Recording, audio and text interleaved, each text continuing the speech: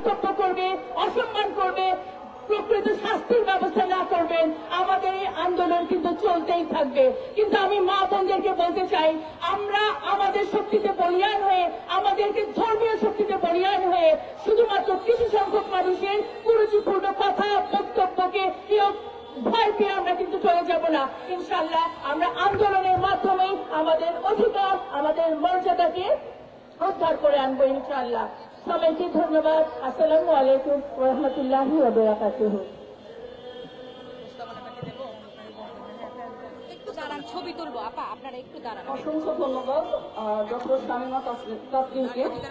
সম্মানিত উপস্থিতি এবং উপস্থিত সংবাদ মাধ্যম কর্মী ভাই ও বোনেরা, আজকের এই মানববন্ধনে আমরা স্পষ্ট বার্তা দিতে চাই, নারী পোশাক নিয়ে অবমাননা বন্ধ করতে হবে। ধর্মীয় বিশ্বাসকে অপমান করা চলবে না। নারীকে তার বিশ্বাস নিয়ে নিরাপদ থাকতে দিতে হবে। আমরা আশা করি রাষ্ট্র, সমাজ ও বিবেকবান মানুষ এই বার্তা গুরুত্বের সাথে নেবে। সবাইকে ধন্যবাদ জানিয়ে এখন প্রস্তাবনা পেশ করবেন নারী অধিকার আন্দোলনের সেক্রেটারি নাজমুন নাহার।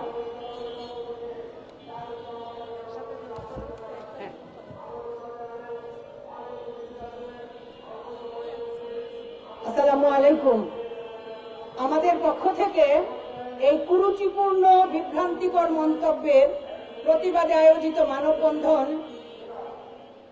কিছু উপস্থাপিত দাবি ও প্রস্তাবনা। ধর্মীয় পোশাক নিকাব নিয়ে সম্প্রতি জনাব মোশাররফ ঠাকুরের কুরুচিপূর্ণ, অশালীন ও বিভ্রান্তিকর মন্তব্যের প্রতিবাদে আমরা তীব্র নিন্দা ও ক্ষোভ প্রকাশ করছি। ভবিষ্যতে নারীদের পোশাক ও ব্যক্তিগত ধর্মীয় জীবনাচার নিয়ে যাতে কেউ এ ধরনের বিদ্বেষমূলক বক্তব্য প্রদানের দুঃসাহস না দেখায়, সেজন্য আজকের কর্মসূচি থেকে আমরা নিম্নোক্ত দাবি পেশ করছি। ১. জনাব মোশাররফ ঠাকুরের বক্তব্যে সরাসরি ধর্মীয় অনুভূতিতে আঘাত হবার হানার দায়ে প্রচলিত আইন অনুযায়ী অবিলম্বে তার বিরুদ্ধে আইনি ব্যবস্থা গ্রহণ এবং দৃষ্টান্তমূলক শাস্তি নিশ্চিত করতে হবে। ২ নাম্বার, বাংলাদেশের সংবিধান অনুযায়ী প্রত্যেক নাগরিকের নিজ নিজ পছন্দ মতো ধর্মীয় পোশাক, নিকাব বা হিজাব পরিধান করার পূর্ণ অধিকার রয়েছে। এই সাংবিধানিক অধিকার রক্ষা এবং ধর্মীয় পোশাকের বাধা বা কটূক্তিকারী ব্যক্তির বিরুদ্ধে রাষ্ট্রকে কার্যকর পদক্ষেপ নিতে হবে। ৩ নাম্বার, সামাজিক যোগাযোগ মাধ্যমে নিকাব বা পর্দা নিয়ে উদ্দেশ্য প্রণোদিত বিভ্রান্তি ছড়ানো এবং কুরুচিপূর্ণ ট্রল বন্ধ করতে হবে। সাইবার নিরাপত্তা আইনের আওতায় এনে অপরাধীদের চিহ্নিত করে দ্রুত বিচারের আওতায় আনতে হবে। ৪. শিক্ষা প্রতিষ্ঠান, কর্মস্থল এবং জনসমাগম স্থলে নিকাব পরিহিত নারীদের যাতে কোনো ধরনের বৈষম্য, হেনস্থা বা বুলিং এর শিকার হতে না হয় তা সংশ্লিষ্ট কর্তৃপক্ষকে নিশ্চিত করতে হবে। ৫.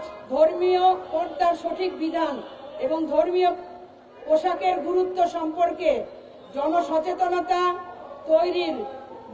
তৈরিতে গণমাধ্যম ও ধর্মীয় নেতৃবৃন্দকে দায়িত্বশীল ভূমিকা পালনের আহ্বান জানাচ্ছি। ৬. জনাব মোশাররফ হোসেন ঠাকুরকে কুরুচিপূর্ণ ও বিদ্বেষমূলক মন্তব্যের জন্য জনসমক্ষে নিঃশর্ত ক্ষমা চাইতে হবে এবং অচিরেই তার বক্তব্য প্রত্যাহার করতে হবে। ৭. আমরা একটি সুস্থ, সহনশীল ও বৈষম্যহীন সমাজ গড়তে চাই, যেখানে প্রতিটি মানুষ সে ধর্মীয় ও ব্যক্তিগত স্বাধীনতা থাকবে সুরক্ষিত। তাই আমরা সকলকে অন্যের বিশ্বাসের প্রতি শ্রদ্ধাশীল থাকা এবং যে কোনো ধরনের বিদ্বেষমূলক বক্তব্য প্রদান থেকে বিরত থাকার উদাত্ত আহ্বান জানাচ্ছি। নারী অধিকার আন্দোলন এবং সম্মিলিত নারী প্রয়াস। আসসালামু আলাইকুম।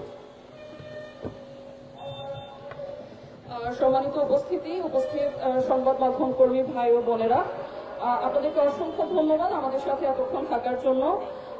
আমরা কালচারাল সংগ্রামের অগ্রপথিক শহীদ শরীফ ওসমান হাদী হত্যার বিচার চেয়ে আজকের এই মানববন্ধন এখানে সমাপ্ত করছি। আল্লাহ আমাদের সবাইকে ন্যায় ও ইনসাফের পক্ষে দৃঢ় থাকার তৌফিক দিন। আসসালামু আলাইকুম। Justice for Osman Hadi.